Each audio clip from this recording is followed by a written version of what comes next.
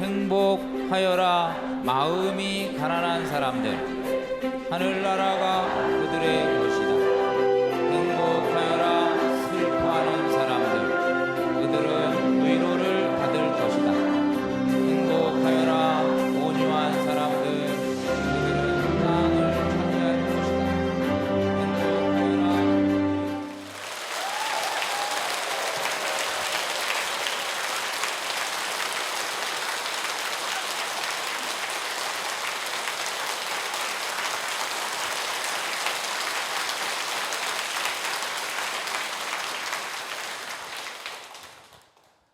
여러분 반갑습니다. 한 주일 동안 행복하셨습니까? 네. 지난번에 이제 행복에 대해서 윤곽은 잡아드렸죠? 네. 그것만 가지고도 사실은 우리가 행복할 수 있습니다.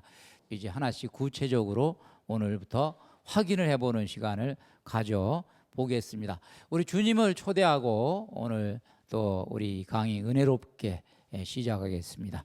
성부와 성자와 성령의 이름으로 아멘. 네, 우리 진복 8단의 첫 번째 주제입니다. 뭐죠? 행복하여라 마음이 가난한 사람들, 하늘나라가 그들의 것이다. 제가 다 적지는 않겠어요. 그래도 8가지 행복을 우리 이 그리스도인이라면은 이거는 외워야 돼요. 딴 거 뭐 열심히 외우려고 그러지 마시고 이 순서 정도는 외워야 돼요. 일단은 성경에 기록된 거 한번 확인해 볼까요? 뭐 있어요? 마음 가난 그렇게 돼 있죠? 일단은 저기 단어 하나씩 씁시다. 가난한 사람 행복하다. 첫 번째죠? 두 번째 뭐예요? 슬퍼하는 사람 행복하다 그랬어요. 세 번째 뭐예요? 온유한 사람 행복하다. 네 번째는 하여간 의에 줄이고 목마른 사람은 행복하다 이렇게 돼 있어요. 다섯 번째 뭐예요? 자비요. 여러분 지금 뭐 보고 계십니까? 이야 대단하십니다. 그 다음에 여섯 번째는 깨끗한 사람, 하여간 깨끗이라고 씁시다. 그 다음에 일곱 번째 평화. 평화를 세우는 사람이라고 돼 있죠. 그 다음에 이제 여덟 번째 박해받는 사람. 근데 이제 의 때문에 박해받는 사람이라고 돼 있습니다. 제가 이렇게 나열을 했어요. 8가지죠. 그래서 오늘 이 8가지 가운데 첫 번째 이 가난에 대해서 이제 알아보겠습니다. 제가 생각을 해봐요. 이 진복 8단을 생각하면서 어떤 거는 공감이 가지만 마음이 가난한 사람은 행복하다. 이런 요즘에 특히 이 자본주의 시대를 살고 있는 우리들에게는 이게 그냥 금세 공감이 가지는 않아요. 이 말 듣자마자 공감이 가신 분이 계시면 그분은 좀 비정상적인 분이에요. 뭘 잘못 알아듣고 공감을 하셨을 수도 있고요. 그래서 거기서 한번 우리가 현대인들이 던지는 질문들을 수집을 좀 해봤어요. 여러분들 한번 마음속으로 생각해 보시기 바랍니다. 여러분들 거하고 한번 일치를 하는지. 이런 말이 가능할 것 같아요. 가난하면 오히려 궁색하고 불편하기만 할 텐데요. 가능하죠? 가난이 뭐 그렇게 썩 반가운 건 아니죠? 뭐 저도 오늘 뭐 가난 얘기하면서 막상 뭐 없으면 아주 불편해요. 요즘엔 돈이 있어야 좋은 교육도 받고 돈이 있어야 건강하고 돈이 있어야 노후가 안정되는 거 아닌가요? 또 어떤 사람은 이런 말도 가능할 것 같아요. 돈이 나쁜 거라면 교회에서는 왜 11조를 강조하죠? 자기들은 좋아가지고 받아먹으면서 자꾸 하여간 공감이 가시죠? 이런 질문들에 대해서 이제 해명하는 시간이 오늘 이 강의다 생각하시면 틀림없겠습니다. 자, 그러면 이제 지금부터 원어의 숨은 뜻을 보겠습니다. 우선 이제 마음이 가난하다 이렇게 되어 있는데, 마음이 가난하다라고 되어 있는 여기서 마음은 원어로 푸네우마티라고 되어 있고요. 그 다음에 가난이라는 단어는 그리스어를 이렇게 영어식으로 표기한 거예요. 푸토코스라고 돼 있어요. 자, 요거는 마음이라고 돼 있다고 그랬죠? 요거는 가난이라고 돼 있다고 그랬죠? 그래서 이제 이걸 놓고 우리들이 이제 푸는데, 여러분들 하나 염두에 둘 것이 있습니다. 성경은 그리스말로 기록됐어요. 왜 그랬냐? 당시에 사람들이 많이 쓴 말이 그리스말이기 때문에 할 수 없이 그리스말로 기록이 됐는데, 예수님은 그럼 그리스말로 말씀을 하셨을까? 예수님은 히브리어로 말을 했는데 히브리어 중에서 아람어로 말씀을 하셨습니다. 히브리어 사투리, 그러니까 히브리어나 마찬가지예요. 히브리어, 그러니까 이스라엘 사람들이 쓰는 말을 하셨겠죠. 그래서 그러면은 분명히 이 성경을 기록하는 과정에서는 변환 과정이 있는 거죠. 예수님이 하신 말씀을 그리스말로 옮기는 과정에 변환 과정이 있으니까 진짜 말 뜻을 알아들으려면은 이 말에서 거꾸로 예수님이 무슨 말을 하셨길래 이 말로 번역을 했을까, 이걸 유추하는 것도 필요하겠죠. 그래서 이제 이 단어는 이 단어는 원래 이제 그리스어로 분석을 하고 들어가 보면은 프네우마티라는 이 단어는 뭐냐 하면은 영, 호흡이라는 뜻을 지니고 있어요. 그러니까 마음이 아닌 거죠. 우선 마음이 아닙니다. 그래서 정확한 번역은 영으로라고 번역하는 것이 제일 맞습니다. 성경에는 분명히 마음이라는 단어가 따로 있거든요. 꼬르디아, 마음이 꼬르디아예요. 꼬르디아. 그런데 그렇게 그 단어를 쓰지 않고 이 단어를 써요. 이건 영으로라는 뜻이에요. 그래서 여러분들은 일단은 영으로라고 알아들으시면 그건 되겠고, 푸토코스라는 이 가난이라는 단어는 히브리어로 이렇게 역으로 추적을 하면 이게 무슨 단어일까? 그러면 에비온이라는 단어가 맞을 것이다. 그 단어의 에비온이라는 단어는 이제 절대적인 가난을 얘기합니다. 물질적으로 없어요. 먹을 게 없어요. 사회적으로 사람들에게 착취당하고 억압받고 그래서 괄시받고 하는 가난입니다. 우리로 얘기하면 극빈에 해당되는 거예요. 극빈. 우리가 극빈자는 자기가 스스로 먹고 살 수가 있습니까? 없어요. 바로 극빈자가 이 푸토코스에 해당되는 말인데, 히브리어로 아비온이라고 씁니다. 가난한이라는 의미를 지니는 말인데, 이 단어는 성경에서 특별한 의미를 지니는 단어입니다. 이 단어 뒤에는 항상 하느님이 등장하세요. 항상. 그러니까 실제로 가난한 사람들이지만 이 사람들을 도와주는 분으로 하느님이 등장하십니다. 그래서 이 가난한 사람들 뒤에는 누가 있어요? 보호자로 하느님이 계세요. 하느님이 그들의 백으로 계십니다. 항상. 그러니까 이 단어를 우리가 성서로 연구해 보면은 이제 발견하는 사실이 하느님은 가난한 사람들의 보호자시고 가난한 사람들을 편애하시는구나. 그러니까 하느님은 이렇게 여러 사람들이 있으면 그 중에서 가난한 사람들을 돌봐주시고 편애하신다.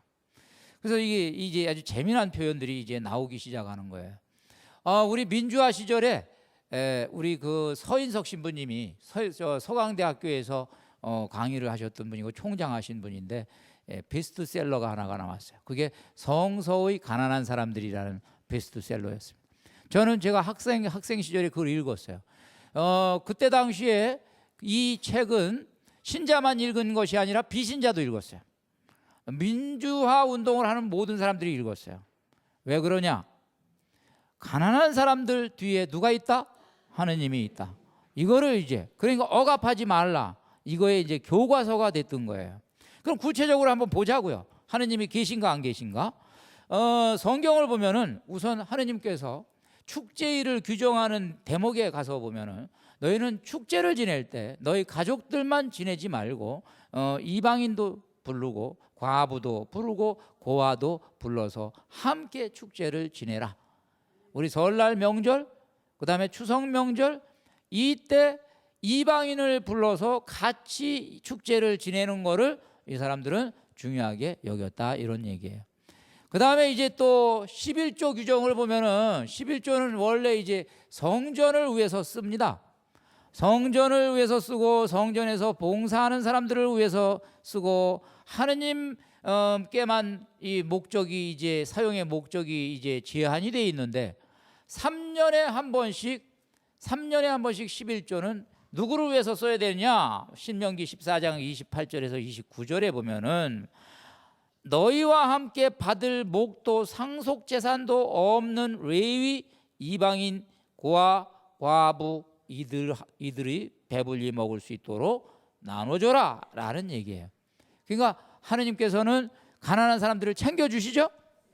또 약자보호법이라는 것이 있어요. 약자보호법, 약자들을 돌봐주는 법인데 그 중에서 대표적인 것이 이제 여러분들 이 곡식을 거둘 때 이야기입니다. 신명기 24장 19절에서 21절에 얘기가 나오는데 곡식을 거둘 때 말이에요. 곡식을 이렇게 거두다가 땅에 떨어지거나 이렇게 거두다가 그냥 지나쳤어요. 한 번 딱 지나치고 나면은 다시 돌아와서 다시 거두지 못합니다. 왜? 여기 돼 있어요. 이방인 고아 과부의 몫이다. 그러니까 하나님께서 일부러 지나치게 만든 거예요. 그리고 나중에 이 사람들 챙겨주려고. 그 다음에 올리브나무 역시 가지를 치다가 올리브나무를 따다가 따지 않고 지나간 게 있을 수도 있겠죠. 보지 못해가지고 다시 따지 마. 그거는 과부와 고아와 나그네의 몫이다. 신명기 10장 18절에는 아예 이렇게 돼 있어요. 하느님은 고아와 과부의 권리를 되찾아 주시고 이방인을 사랑하셔 그에게 음식과 옷을 주시는 분이시다. 그러니까 감사하시죠?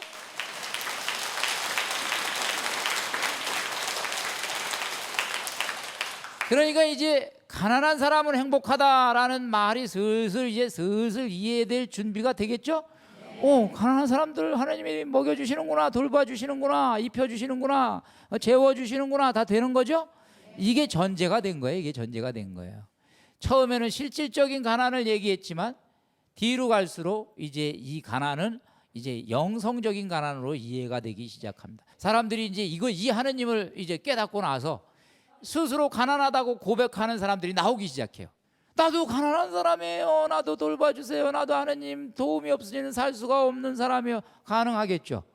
물질은 있어도 없는 것과 같은 우리가 삶을 살 수가 있는 거예요. 그래서 성경에서는 사람들이 이제 자기 자신을 굶주린 사람으로, 가난한 사람으로 표현하는 영성가들이 나오기 시작하는 거예요. 시편에 이런 것들을 배경으로 해서 예수님께서 푸토코스, 가난이라는 단어를 쓰셨습니다.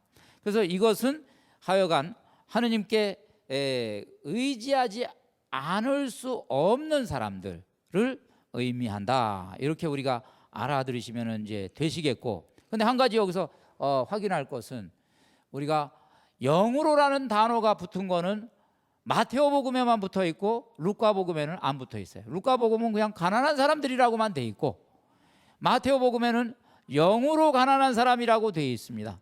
성경을 연구하는 사람들은 연구하는 방법론이 뭐가 하나가 긴 게 있고 하나가 짧은 게 있으면 뭐가 진짜 예수님의 말일까 그러면은 짧은 것이 예수님의 말일 확률이 높다 이렇게 얘기해요. 긴 거는 보탠 거다.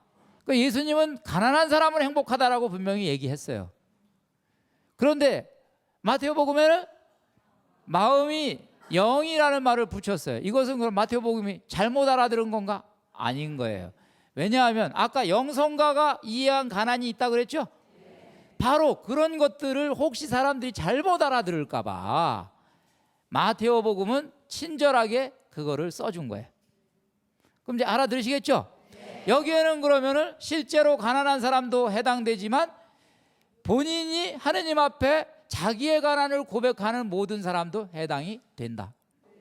그래서 이것은 영적으로 하느님 앞에 우리가 고백을 하면 되는 거니까 이런 걸 우리가 알아들으시면 되고, 그러면 이들에게 주어지는 게 뭐예요? 하느님 나라가 그들 것이다. 하늘나라가. 그럼 하느님 나라는 뭐예요? 하느님의 통치입니다. 한마디로 얘기하면 하느님 나라는 하느님의 땅이 아니라, 하느님의 땅은 이거는 의미가 없어요. 나라라는 개념은 통치를 얘기해요. 통치. 하느님이 통치를 하시면은 좋은 일이 일어나겠죠. 하느님이 통치하시면 이렇게 앞에서 억울한 일이 있으면 도와주시고 입혀주시고 재워주시고 먹여주시고 다 하시는 하느님이신 거예요. 그래서 일단은 물질적으로도 하느님의 도움을 받고, 그 다음에 영적으로도 하느님의 은혜를 입는 그것을 의미합니다. 하느님 나라는. 그럼 이제 여러분들 이해가 가시죠? 하느님 나라 안에는 먹는 것도 있고 영적인 것도 있다. 가능하겠죠?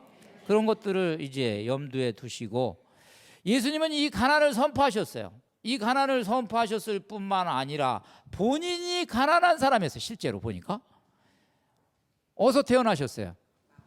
마구간. 가난의 대표죠? 마구간. 그 다음에 예수님 노동자로 사셨죠? 예수님 막일하면서 사셨죠? 예수님 여러분 30년 동안 막일했어요. 막일. 톱질하고 땀하고 나무 베고 뭐 망치질하고 그리고 진짜 목수는 아버지였으니까 예수님은 조수예요. 옆에서. 그렇죠? 사신 것이 예수님은 이렇게 우리하고 아주 굉장히 가까운 삶을 사셨죠. 예수님은 공생활을 하실 때 곳곳에다가 뭐 이렇게 있었어요? 그래서 뭐라 그러셨어요? 여우들도 굴이 있고 하늘의 새들도 보금자리가 있지만 사람의 아들은 머리를 기댈 곳도 없다. 정해진 집이 없다는 얘기죠. 정해진 집이 없었다. 철저한 가난을 사신 분입니다. 그런데 그렇다고 예수님이 이렇게 가난하다고 못한 게 있어요? 누릴 건도 다 누리셨어. 그죠? 다니면서 다 누리셨다고. 잠 좀 재줘 그러면 잠 자주고, 먹을 거 좀 줘 그러면 먹을 거 주고, 사실은 누릴 건 다 누리셨어요. 이게 진짜 가난인 거예요.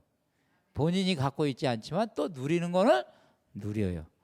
자, 그래서 이런 이제 모습을 우리가 보고 예수님 우리에게 이제 가난의 정신을 가르쳐 주셨는데, 그럼 가난의 대표가 누굴까? 성경에서 가난한 사람들을 대표로 한번 볼 것 같으면 저는 서슴지 않고 다윗을 꼽습니다. 영으로 가난한 사람 대표를 다윗을 꼽습니다.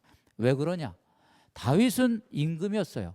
다윗은 국군 통수권을 가진 군사력을 가지고 있었고, 권력도 가지고 있었고, 땅도 가지고 있었고, 궁전도 가지고 있었는데 살기는 가난한 사람으로 살았어요.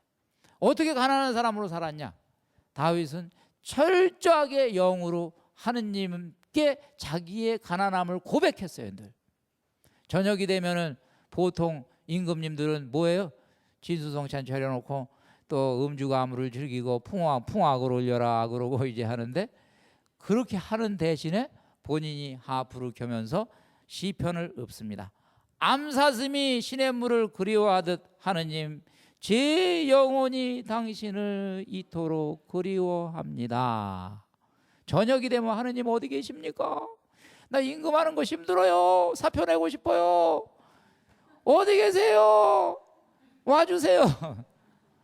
늘 그랬어요. 본인이 임금하고 싶어서 하는 게 아니니까, 하느님이 시켜서 하시는 거니까. 그러면서 다윗은 하느님을 늘 의지했습니다. 다윗은 알았어요. 자기 권력이 하느님이 딱 마음만 바꾸시면 하루아침에 끝날 수 있다. 수시로 쿠데타가 일어나고, 그렇죠? 그 다음에 자기 목숨을, 자기가 임금님이 되기 전에는 매일 사울이 노렸죠. 사울이 매일매일 노려가지고 하루하루가 하느님이 준 목숨이라는 걸 다윗은 알았어요. 오늘도 하느님이 살려주셨구나. 오늘도 또 살려주셨구나. 오늘도 살려주셨구나. 오늘도 지켜주셨구나. 오늘도 먹을 것을 주시는구나. 다윗은 그걸 다 알았기 때문에 나중에 임금이 되고 나서도 이 자세를 다윗은 버리지 않았습니다. 아시겠죠? 다윗이 그 정도로 가난하고 겸손한 사람이었다라는 거는 나중에 여러분 다윗이 그 실수를 했죠. 여러분을 그래가지고 이제 우리아의 아내를 범했습니다. 숨겼죠. 그런데 이제 나탄 예언자가 나타나가지고 이제 딱 그 다윗에게 다윗이 그것을 한 것을 어떤 양 도둑이 있었는데 어쩌고저쩌고 그러면서 이제 이야기를 하다가 그런 나쁜 놈이 있나 그랬더니 뭐랬어요? 당신이 그 도둑입니다. 그랬죠? 그랬더니 여러분 생각해 보세요. 만약에 다윗이 가난의 정신이 없는 사람이었다면, 다윗이 하느님을 늘 필요로 하고 하느님 우선주의의 사고방식을 가지지 않은 사람이었다면 딱 이 얘기 들었을 때 나탄을 베버리면 되잖아. 나탄이 알잖아 지금 이거를. 나탄만 제거하면 아무도 모르잖아요 지금. 그런데 다윗은 하느님의 사람이었고 가난한 영혼이었기 때문에, 하느님 아니면 나는 이 자리도 설 수 없다는 걸 알고 있었기 때문에 하느님의 사람인 나탄을 제거하지 못했어요. 존중했습니다. 거기서 통회를 하게 되죠. 내가 큰 죄를 졌다. 내 죄가 진홍같이 붉을지라도 눈과 같이 휘어지리이다. 당신 앞에 제가 통회를 하오니, 얘기하는 거죠. 그래서 주님께 이제 온전히 의지하고 삽니다. 저는 오히려 이것이 가난의 삶이다 이렇게 생각을 합니다. 그 다음에 두 번째 가난의 모델은 의외의 인물입니다. 누구냐 하면은 우리가 잃어버린 아들의 비유에 나오는 작은 아들입니다. 작은 아들은 아버지의 유산이 꽤 되는 것을 알고 부자가 되고 싶었어요. 아버지하고 사는 거는 별로 재미가 없어. 부자의 느낌이 없어.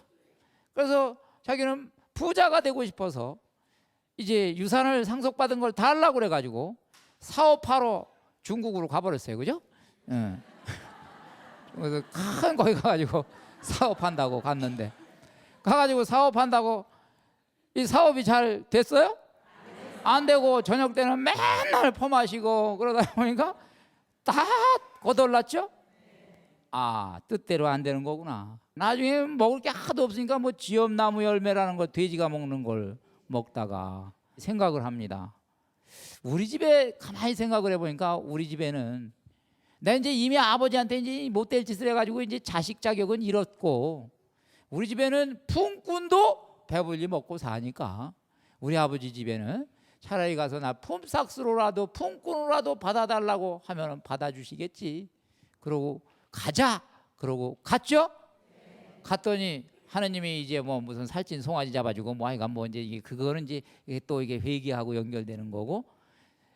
나중에 여러분 여기서 큰 아들이 막 불평불만을 하니까 큰 아들에게 해준 말이 있어요. 그 말이 우리가 확인하고자 하는 말입니다. 그 말이 무슨 말이에요? 뭐라고 했냐 하면은, 얘야, 너는 늘 나와 함께 있고 내 것이다, 내 것이다. 그러니까 큰 아들은 그게 별로 재미가 없었는데 작은 아들은 지금 그게 뭔지 알아들은 거예요. 이제 그렇게 된 거죠. 작은 아들은 이제 아는 거예요. 지금 여기서 이제 가난이 뭔지를 아는 거예요. 아버지 안에서는 내가 가진 게 없어도 누릴 수 있다. 그것이 오랜 삶의 과정을 통해서 깨달은 거예요.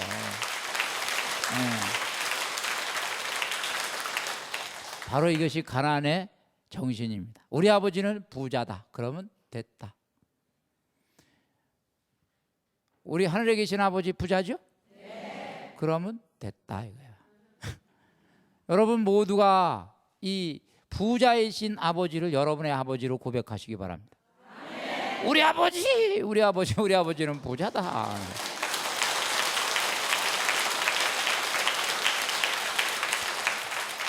우리는 누리기만 하면 되는 거예요. 누리는 거 이게 지혜예요. 지혜. 가지는 것보다 더 많은 것을 누릴 수가 있습니다. 자, 그래서 이제 우리가 가난의 영성을 지금부터 보겠습니다. 가난의 영성, 이걸 종합해가지고 이름하여 가난의 영성이다. 우리가 이제 이렇게 말할 수가 있겠는데, 가난의 영성의 첫 번째는 나의 부족함을 인정하고 하느님의 필요를 인정하고 하느님 앞에 무릎을 꿇을 줄 아는 자세가 가난의 영성입니다. 여러분들은 모두가 지금 여기서 얘기하는 가난의 영성에 해당되는 분이에요. 하느님이 필요하다고 느끼시기 때문에 이 자리에 오셔서 강의를 들으시는 거죠.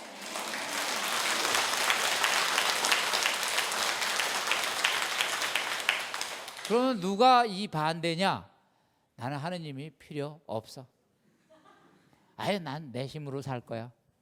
내가 지금 구축해 놓은 인맥도 있고 돈도 좀 있고 나는 안전장치가 많아.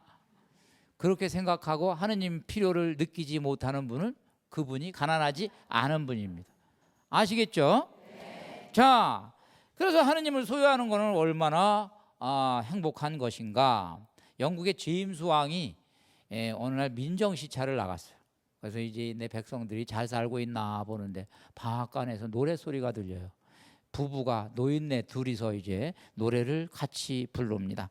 세상 사람 날 부러워 아니하여도 나 역시 세상 사람 부럽지 않네. 영국 왕이 날 부러워 아니하여도 나 역시 제임스 왕 부럽지 않네. 자기 이름이 들리는 거예요. 그래가지고 들어가가지고 내가 왕이요, 내가 제임스 왕인데 내가 부럽지 않다고? 왜 부럽지 않다는 얘기요? 그랬더니 나와 우리 부인은 예수님 잘 믿고 삽니다. 우리는 예수님이 전부요. 그렇기 때문에 이제 다 가졌어. 그러니까 우리는 아무도 부러워하지 않습니다 라는 얘기를 했다고 들었어요.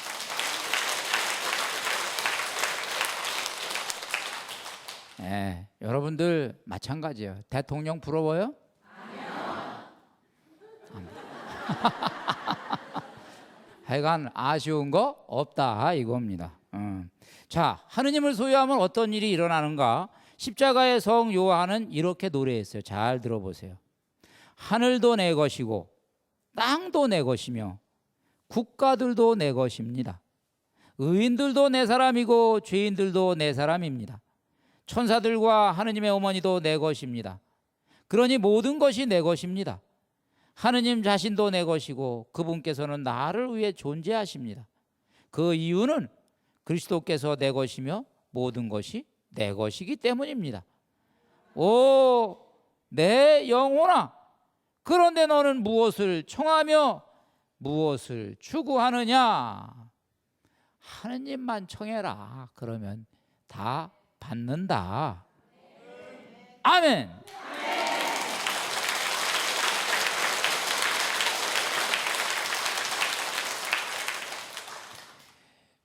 그래서 저도 이제 말은 이렇게 하지만 또 필요에 의해서 어떤 때는 또 이 복음 전하는 사업도 해야 되고 일도 해야죠. 이제 일도 벌여야 되고 뭐 이렇게 얘기한다고 그냥 앉아가지고 그냥 노는 건 또 좋은 것도 아니죠. 그래서 이제 제가 어떤 계획을 세울 때 저는 제가 하는 제일 첫 번째 제가 하는 것은 하느님의 마음을 얻는 거예요. 하느님이 제 것이 되어주시면, 하느님이 제 편이 되어주시면 저는 이 일을 시작하겠습니다. 하지만 하느님이 제 편이 되어주시지 아니하시면 당장 접겠습니다. 이런 사고방식을 우리가 가질 필요가 있습니다. 자, 두 번째 이제 영의 가난은 뭐냐 하면은 소유로부터 자유입니다. 그러니까 이건 뭐냐? 우리가 이 소유를 가지고 있어요. 어차피 가지고 있는 건 또 가지고 있어요. 뭐 그거 가지고 뭐 우리가 뭐 탓할 거는 없어요. 가지고 있는 걸 탓하진 말라. 그 사람이 가지고 있는 것에서 자유로운 마음을 가지고 있는지 아닌지를 우리가 볼 필요가 있습니다. 그러니까 그거는 나는 관리인이고 나는 이것은 내가 이 세상 살아가는 동안만 내가 그것에 대한 주권을 가지고 있고 그 이외에는 나는 것이 아니다라는 생각을 여러분들이 아주 자유롭게 해야 됩니다. 그래서 소유 중심의 삶은 아무리 가져도 노예. 소유의 노예가 돼요. 그리고 우리가 존재 중심의 삶을 살면 왕이 돼. 왕. 없어도 왕이 돼 버려요. 그래서 이런 걸 여러분들이 생각하실 필요가 있습니다. 소유는 우리의 자유를 박탈할 수도 있습니다. 달팽이가 집을 한번 큰 집을 지어보자 그래가지고 큰 집을 짓는 법을 배웠습니다. 달팽이는 집을 이고 다니죠. 그래가지고 이제 건축하는 법을 잘 배웠어요. 그래서 색깔도 잘 칠하고 제일 현대판으로 집을 지었어요. 그런데 이 달팽이가 어디서 살고 있어요? 양배추 이파리 먹고 살고 있죠? 이파리에 붙어서 양배추가 다 동이 났어요. 그래서 이제 이사를 가야 돼요. 막상 가려고 그러니까 집이 무거워서 못 가요. 그래서 거기서 굶어 죽었다 이런 얘기가 있는데 알아들으시기 바랍니다. 그 다음에 이제 세 번째 영의 가난은 나눔의 능력입니다. 그러니까 나의 재산은 나누라고 있는 거예요. 어떤 땐. 그러니까 사회적으로 부자이면서도 우리는 가난할 수가 있어요. 이제 아까 두 가지 기준을 놓고 보면 가난할 수가 있어요. 하나는 내가 얼마나 자유로우냐, 내가 얼마나 나누는데 말하자면은 인색하지가 않느냐, 이것만 생각해 보면 되는 거예요. 1,000억 원을 가지고 가난할 수가 있어요. 지금 여기에 기준해 놓고 보면은 세빵살이 하면서도 가난에 속하지 못할 수가 있어요. 세빵살이 하면서 탐욕으로 가득 차 있고 나누지 못하고 집착하고 그러면 그 사람 가난한 사람이라고 얘기할 수 없죠. 이해가 가십니까? 그래서 우리는 잘 쓰고 그 선용하는 법도 우리가 좀 배울 필요가 있겠다. 어디다가 어떤 방법으로 돈을 쓰면은 잘 쓰는 겁니까? 고민하시는 분이 계시면은 미래사목연구소에 문의하시기 바랍니다. 아주 길이 많아. 자, 그러니까 이건 지금 방금 이야기한 거를 종합해서 청빈이라고 얘기합니다. 청빈. 그 기준은 세 가지. 잘 반성해 보세요. 나는 청빈한가? 하느님 중심으로 사는가? 소유로부터 자유로운가? 나눌 줄 아는가? 이 사람은 청빈이요. 여기에 속한 사람들이 많이 늘어나기를 바랍니다. 네. 그러면 21세기에 우리는 가난을 어떻게 살 것이냐? 지금 얘기한 건 영성적인 가난이고 우리는 또 세속적으로도 살아야 돼요. 세상에서도 살아야 되고. 그래서 세속적으로 가난한 방법은 첫 번째, 소유하려 하지 말고 누려라 이거예요. 누려라. 누리는 것만 잘해도 된다 이거예요. 자, 여러분, 꽃을 꺾어 가지고 화분에 담아서 소유할 수가 있습니다. 꽃은 소유할 수가 있습니다. 그러나 봄은 소유할 수가 없습니다. 화분에 봄이 담기지를 않아요. 그러니까 봄은 소유하려고 그러지 말고 누리는 거지. 가질 수가 없어. 그러니까 누리는 것이 지혜죠. 우리는 뭔가 소유함으로 인해서 현대 문명으로 인해서 잃어버린 것도 너무나 많아요. 누리지 못하고. 누릴 줄만 알아도 행복한 사람이 될 수가 있다는 거죠.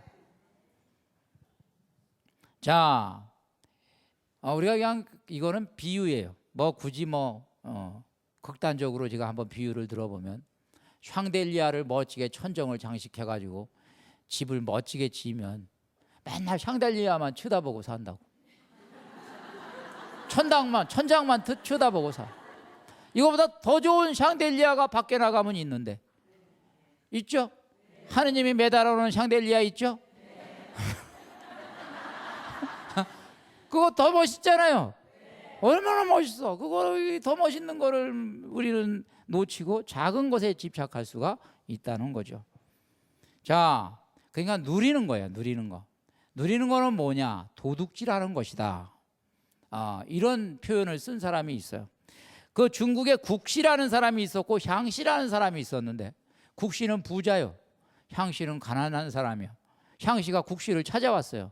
당신은 어떻게 해서 부자가 됐어? 그랬더니 내가 도둑질을 잘했지. 그래가지고 1년 했더니 그럭저럭 먹고 살게 됐고 2년 지나니까 풍족해졌고 3년째 되니까 큰 부자가 됐어. 이 사람이 가가지고 도둑질을 하기 시작해가지고 철창신세가 됐습니다. 그래서 나중에 찾아와가지고 아니 당신 시키는 대로 했는데 철창밖에 더 가? 그랬더니 당신 내 말을 마저 듣고 가야 되는데 급하게 그냥 가가지고 그런 거야. 나는 뭐를 훔쳤냐 하면 하늘에서 훔치고 땅에서 훔쳤지.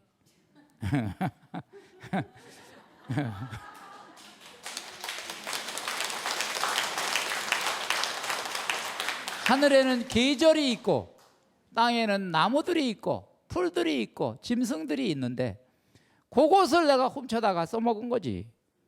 그랬더니 이렇게 된 거야. 여러분들, 우리 사실은 누리는 거는 뭐냐 하면 자연에서 훔치는 거야. 누리는 거는. 그러니까 훔쳐도 어디서 훔쳐? 자연에서. 사람들이 가지고 있는 거 훔치지 마시고. 그 누리는 거죠. 누리는 거죠. 매일매일 누리는 거죠. 여러분들 잘 누리시는 분들이 되시기를 바라요. 그 다음에 현대에 행복하는 방법은 뭐냐 하면 만족하는 법을 배워라. 만족하면 되는 거예요. 조 페티라는 사람이 뭐라 그랬냐면 가장 적은 것으로 만족하는 사람이 가장 부유한 사람이다. 가만히 생각해보면 말이 말장난 같지만 맞죠? 만족할 줄 알면 부유한 사람이에요.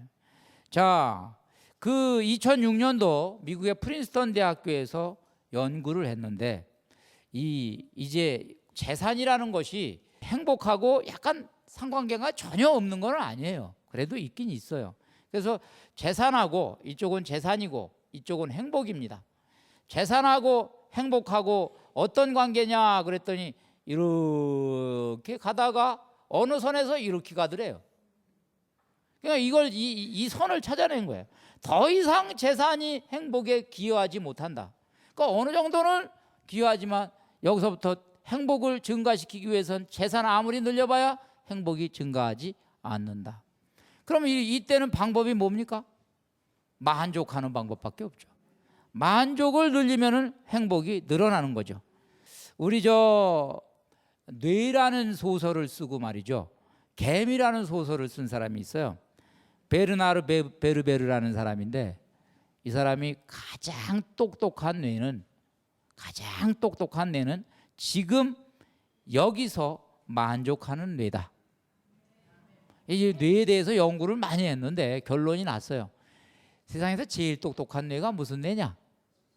지금 여기서 만족하는 뇌. 여러분은 똑똑하신 분입니까? 네, 나는 똑똑한 사람이다. 손 들어보세요. 자축합시다. 박수 한번 쳐주시기 바랍니다. 중요한 말씀을 드립니다. 우리가 이 자녀 교육을 하는데 영어 교육도 하고 뭐 특기 교육도 하고 좋은 학교도 보내는데 사실은 가장 훌륭한 교육은 행복하는 법을 가르쳐 주는 교육이에요. 그러니까 우리 여러분 자녀를 키우시면서 행복하는 법을 가르쳐 주시기 바랍니다. 훈련이고 연습이에요. 행복도 훈련이고 연습이죠. 그래서 이 훈련이고 연습인데 아이들 키우면서 엄친아, 엄친딸 이런 말 맨날 해봐요. 이게 뭐요? 엄마 친구 아들은 어떻게 됐다는 얘기요? 엄마 친구 딸은 어떻게 됐다는 얘기요?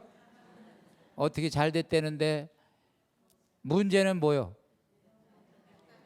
본 적이 없어.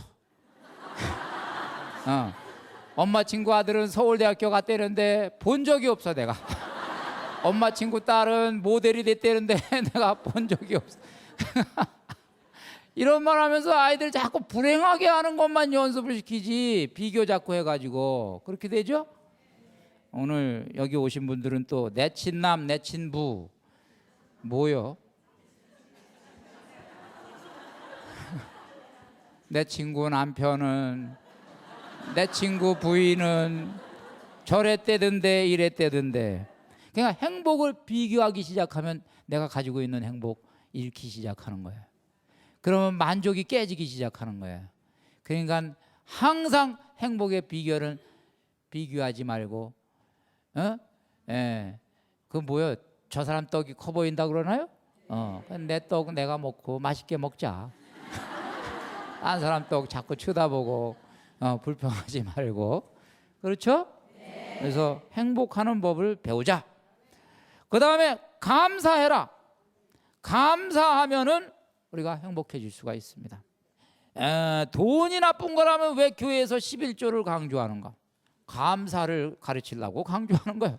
감사.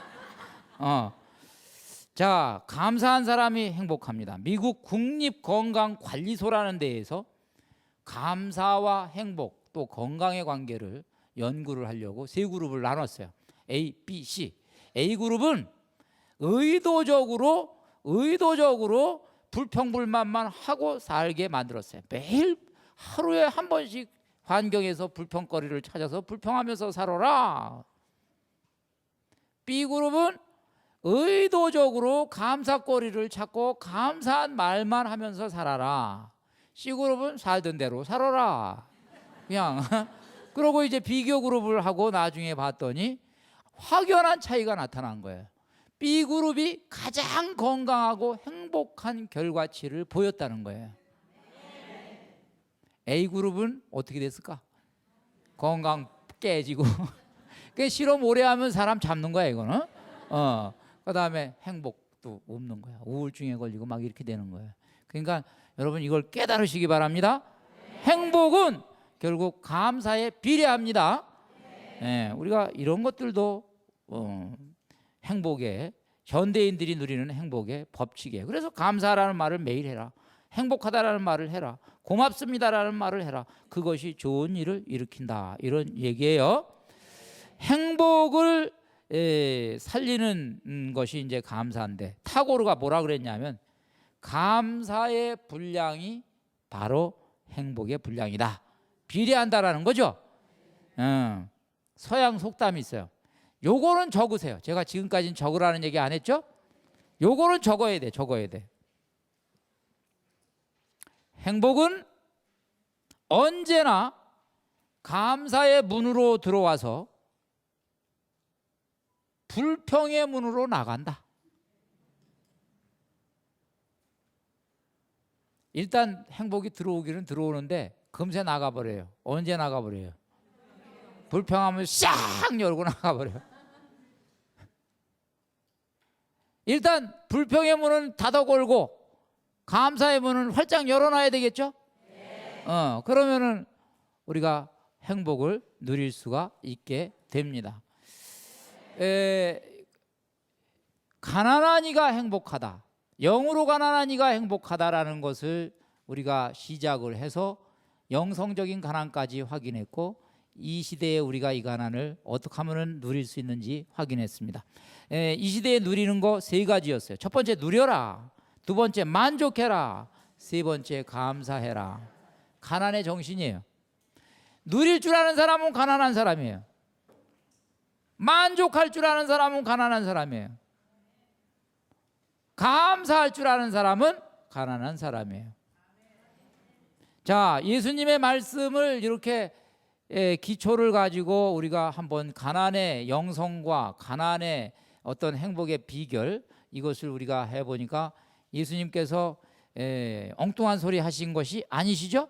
네. 오늘 여러분들 편안하시죠? 네. 돈 많은 분들 편안하게 주무시겠죠? 네. 왜냐하면 예수님이 이게 나하고 적대 관계인 줄 알았더니 예수님이 그게 아니군 이렇게 된 거죠? 네. 나도 가난해지는 방법이 있다, 이거 깨달으셨죠? 네. 네, 좋습니다. 오늘 그러면은 여러분들에게 주님께서 또 성심의 메시지를 주십니다. 우리 첫 번째 강의에서 말씀드렸듯이 성심의 메시지는 우리 요세파 수녀님 통해서 주신 주님의 말씀입니다. 여러분들 들으십니다. 그러시면서 가난을 음미하십니다.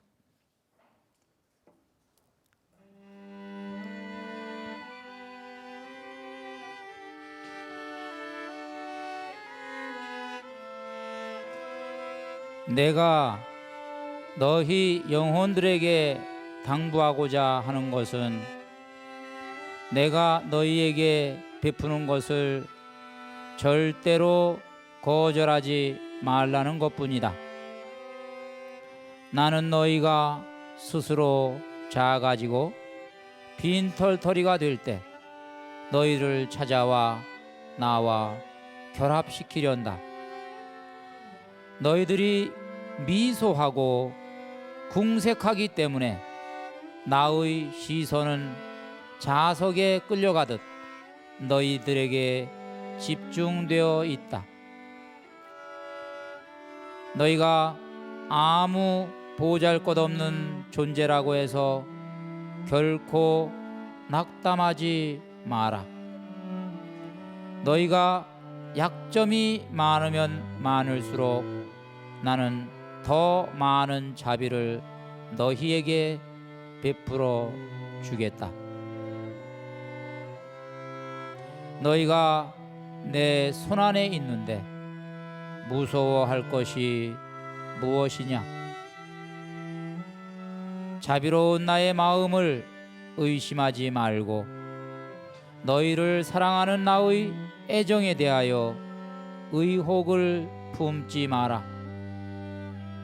너희 영혼들이 하도 가련하니 나의 마음이 자꾸 너희에게로 끌리는구나.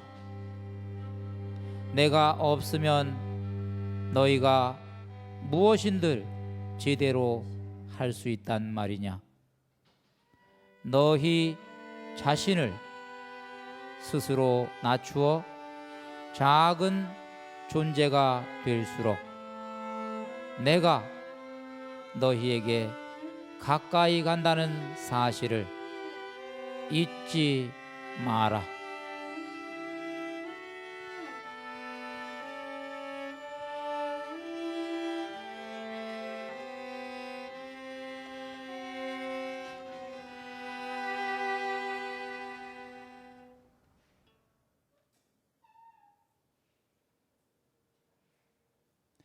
네, 오늘 여러분을 우리들의 가난한 마음에 찾아오신 주님을 만나셨습니까? 네. 네, 바로 우리가 가난한 마음으로 주님을 초대할 때 주님은 자석처럼 오신다고 하셨어요. 자석처럼.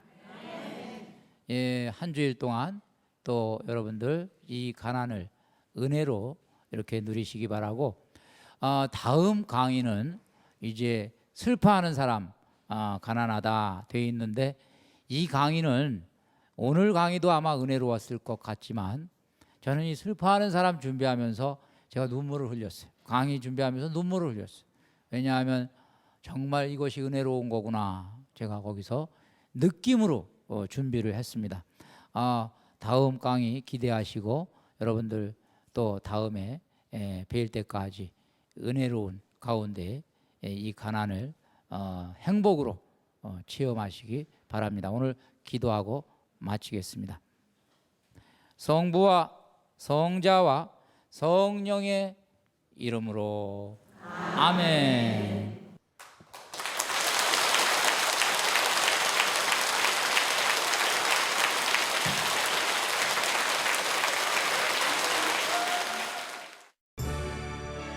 원인이야 어떻든, 과정이야 어떻든 엄청난 슬픔에 휩싸여 있는 사람은 행복하다. 이런 사람들이 뭐가 행복하단 말인가? 하느님으로부터 위로를 받지 않느냐? 내 울음소리를 그치고 내 눈에서 눈물을 거두어라. 나는 내 기도를 들었고 내 눈물을 보았다. 남 모르게 흘린 이 눈물을 예수님은 알고 계신 거예요. 내 인생이 이게 뭐야, 이게 아주 망그러졌군, 막 이제 이러시는 분들, 하느님께 슬픔을 맡기는 것입니다. 어떤 이유가 되었건 내가 지금 아무에게서도 위로를 받을 수가 없는 슬픔을 가지고 있다면 눈물로 기도하고 눈물로 하느님께 간구하면 들어주십니다. 눈물은 하느님께도 통합니다. 하느님께도 통한다. 아멘.